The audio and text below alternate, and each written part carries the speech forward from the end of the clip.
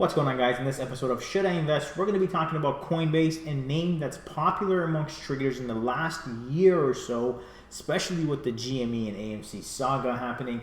But we're going to dive in and see if this is something that you guys can or want to invest in, and if the Excel tracker allows us to say if this is a pass or fail. It saw a high of $370 and now sitting at around $73. Is this something that is worth investing in? We're going to do the financial dive into it, see if the numbers make sense, and at the end, the tracker is going to tell us if it's a yes or no. Before I get into it, make sure you guys like, subscribe, comment down below what stock you want me to do next, and I'll go ahead and do so. All right, so without further ado, let's dive right in. We have my handy dandy MarketSmith tool right here.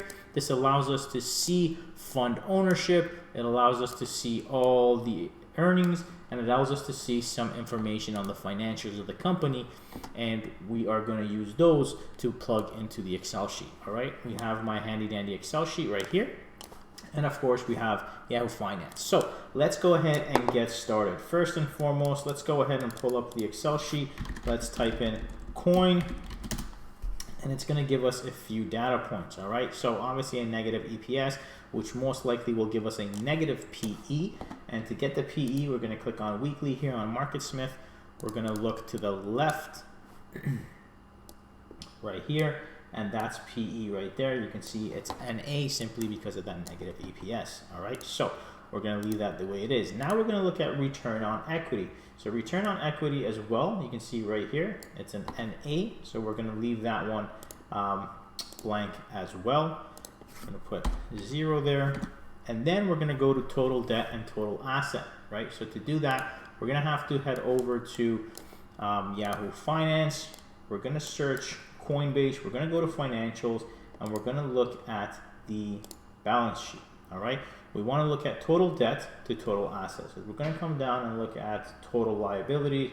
That's 84.2. We're going to plug that right here. Excellent. Now let's look at total assets. That's right here.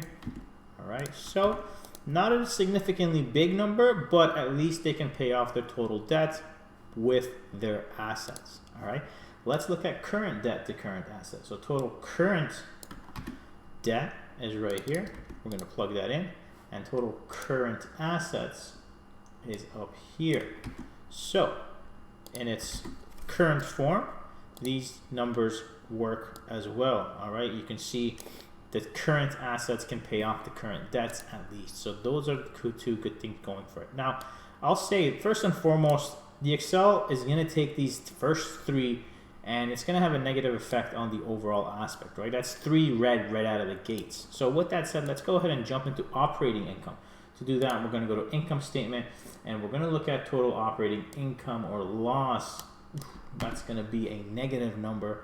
So we're going to plug that there. And then we're going to see the total revenue. Total revenue is right there. And that's a whopping minus 43%. Ouch. So another red thing going for it here. Now let's go ahead and look at the cash flow. Okay, does the cash flow? So minus 121, 210. Oof.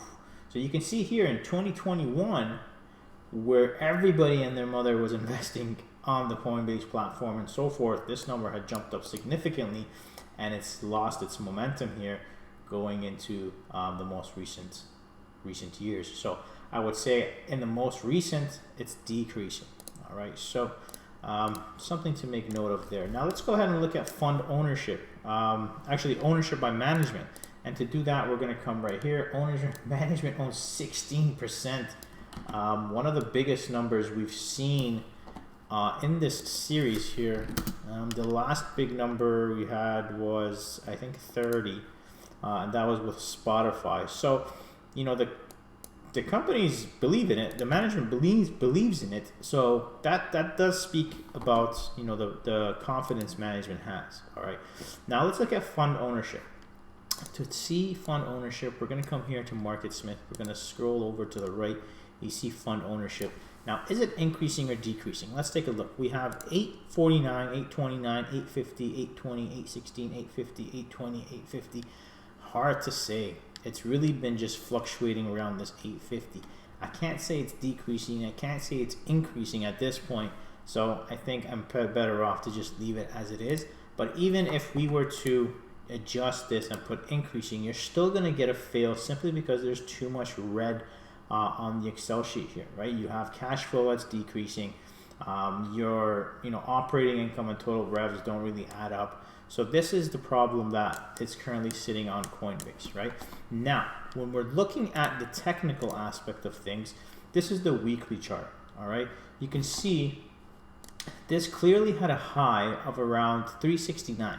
IPO, I saw a high of 429, and on November 12th, 2021, also really close to how November had 10 million in cash flow. This right here, you can see that was the peak, and since cash flow has dropped, so has the price of the stock. All right, with that said, technicals here, you can see you have a inverse head and shoulder kind of forming. You can wait for this neckline to break, and then once it does, possibly you push back up towards these levels of resistance, and then back up here. But this is a monthly chart. This is a weekly chart. It's got a long way to go till it triggers that level. But another thing that you could pay attention to is you also have this little double bottom forming here that could trigger and at least get you a short-term run towards this 120 level.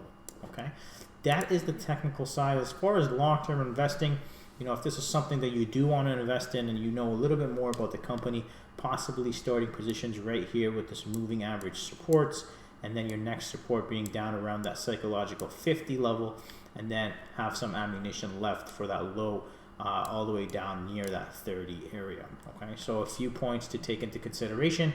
Overall, not something that I would put my money in at the time being, simply because I just don't know enough, and with this very simple research that we just did, doesn't give me the confidence to continue or start an investment in Coinbase. All right, so with that said, hopefully you guys did enjoy this video. If you did, go ahead and like, subscribe, comment down below what stock you want me to do next, and I will make sure I do it on the next video. Thank you for watching, and we'll catch you on the next one.